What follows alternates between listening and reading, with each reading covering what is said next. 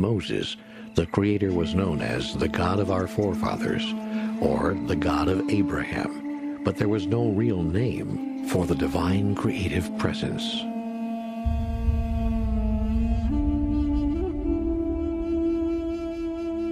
Then one day, Moses, who was just a poor shepherd, came upon a burning bush, and yet the fire did not consume the bush.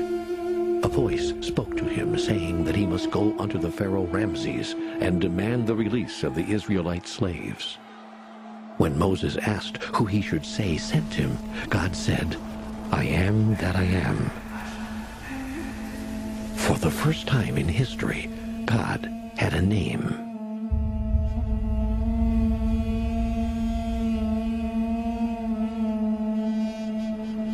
Armed with the power of God's name, I am that I am, Moses produced some of the greatest miracles of the Bible.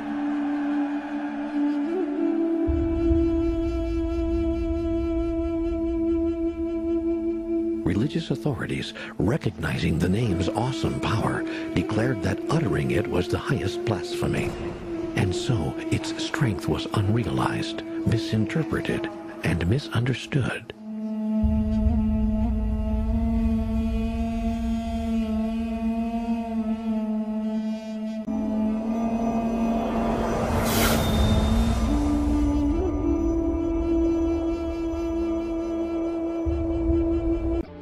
Most of us were taught that the name given to Moses was, I am that I am.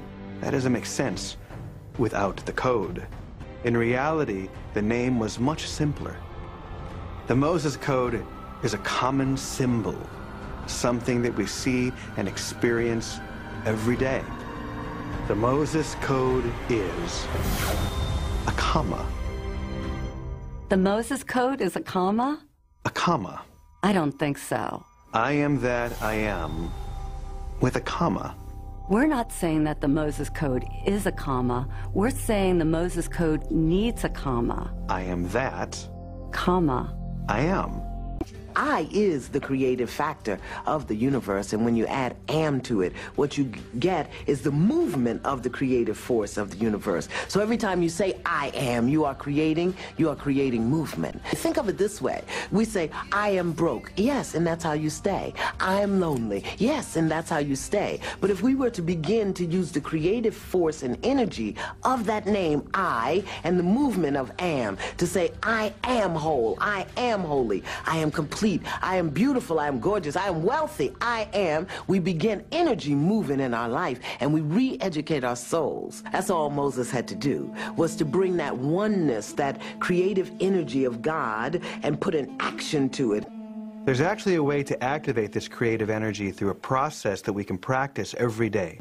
And the great thing about this process is that it applies to almost every area of our life. And you can remember it with 5 simple words. And guess what the words are?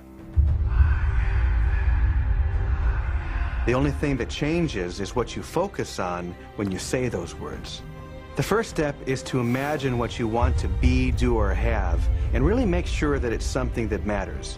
And the second step is to repeat the words, I am that, I am, and allow yourself to expand into that new possibility.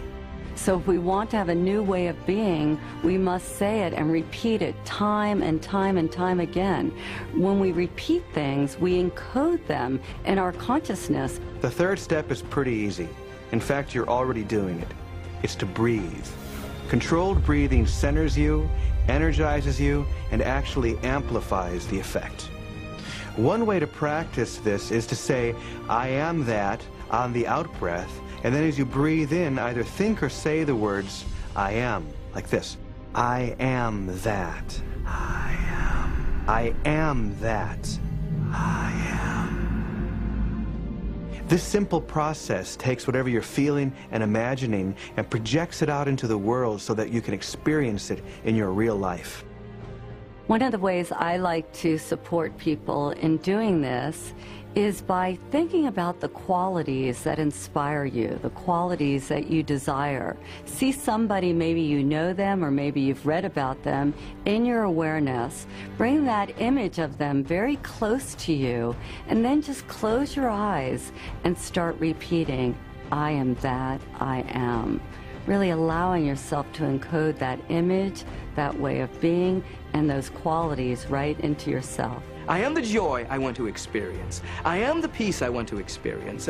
I am the beauty I want to realize. I am the abundance I want to realize. And through the power of that declaration, through the flow of that kind of energy, it manifests in and as your life. And that's really what we want. We want the grace and the majesty and the presence of God to so fill us until it's unspeakable. Because if we can speak it and call it something, we'll try to fix it and change it. So we just want to be. And in that beingness, we have the manna, which is the manifestation of the presence of God. And it's not about a car or a house. It's about the presence of God.